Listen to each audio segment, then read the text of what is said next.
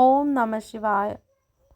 അപ്പം മഹാശിവരാത്രിയാണല്ലേ, എല്ലാവരും വ്രതം എടുക്കുന്ന തിരക്കിലായിരിക്കും. അപ്പം ഞാനെന്തേ ആദ്യമായിട്ടാണ് വ്രതം എടുക്കാൻ പോകുന്നത്. ഇതിനു മുന്നേ ഞാൻ എടുത്തിട്ടില്ല ഹോണസ്റ്റ്ലി. അപ്പോൾ ഞാൻ ഇത്തവണ അപ്പോൾ തലേ ദിവസം തൊട്ട് ഇന്ന് തൊട്ടാണ് വ്രതം തുടങ്ങുന്നത്. ഇന്ന് നാളെ മറ്റന്നാൾ അങ്ങനെ അങ്ങനെയാണല്ലോ വ്രതം എടുക്കേണ്ടത്. അപ്പോൾ ഇന്ന് ഞാൻ ഒരിക്കലായിരുന്നു. അത് കഴിഞ്ഞ് കുളിച്ച് വിളക്കൊക്കെ കൊളുത്തിട്ട് അമ്പലത്തിലേക്ക് പോകാനുള്ള പരിപാടിയാണ്.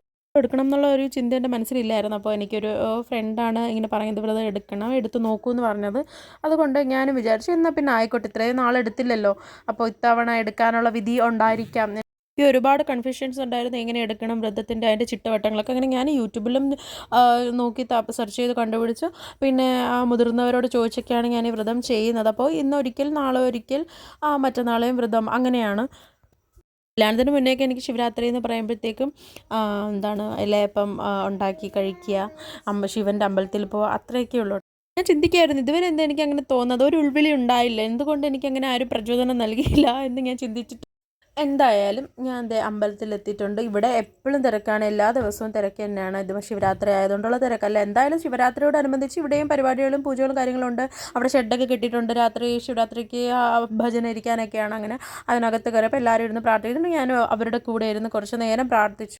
ഇതിൽ ചങ്ങലല്ല, ഇവിടെ വീടിൻ്റെ താക്കോലാണേ. ഇവിടെ കൃഷ്ണൻ്റെ പ്രതിഷ്ഠയാണ്. കൃഷ്ണൻ, രാധ, സീത, രാമൻ, ലക്ഷ്മൺ, ഗണപതി, ഇത്രയേ ഉള്ളൂ കേട്ടോ.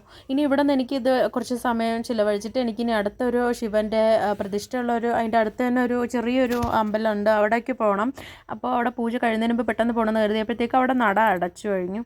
പിന്നെ എന്തോ ആയിക്കോട്ടെ, നടയിലെത്തിയതല്ലേ എന്ന് കരുതി ഞാൻ അവിടെ ചെരുപ്പ് ഊരിയിട്ടിട്ട് അവിടെ നിന്ന് പ്രാർത്ഥിച്ചു.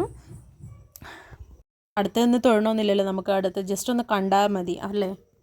ഞാൻ തിരിച്ചു വന്ന് നോക്കുമ്പോൾ പിള്ളേരെല്ലാം കൂടി ചുറ്റും കൂടിയിട്ട് നമ്മുടെ ഈ മറ്റേ ദീപാവലിക്ക് നമ്മുടെ ഈ പാമ്പിൻ്റെ ഒരു തരം ക്രാക്കറില്ലേ, അപ്പോൾ അത് വെച്ച് കളിച്ചുകൊണ്ടിരിക്കുകയായിരുന്നു. പഴക്കമല്ല, അതിങ്ങനെ പാമ്പ് പോലെ ഇങ്ങനെ രൂപം ഉണ്ടായി വരൂലേ, അങ്ങനെ. അത് കഴിഞ്ഞ് ഞാൻ വീട്ടിൽ വന്ന് കുറച്ച് സമയം കൃഷ്ണൻ്റെ സീരിയൽ ഉണ്ടായിരുന്നു, അത് ഭയങ്കര ഇഷ്ടമാണ് പിള്ളേർക്ക്. അപ്പോൾ അത് കണ്ടുകൊണ്ടിരുന്നു. അപ്പോഴത്തേക്ക് ഞാൻ നോക്കിയപ്പോൾ മണി 8 അങ്ങനെ ഞാൻ എൻ്റെ ഫ്രൂട്ട്സൊക്കെ കഴിച്ചു. അപ്പോൾ രാത്രി ഇതാണ് എൻ്റെ ഭക്ഷണം. അപ്പോൾ എത്ര പേര് ശിവരാത്രി വ്രതം എടുക്കുന്നുണ്ടെന്ന് കമൻറ്റ് ചെയ്യാൻ മറക്കല്ലേ. അപ്പോൾ എല്ലാവർക്കും മഹാശിവരാത്രി ആശംസകൾ.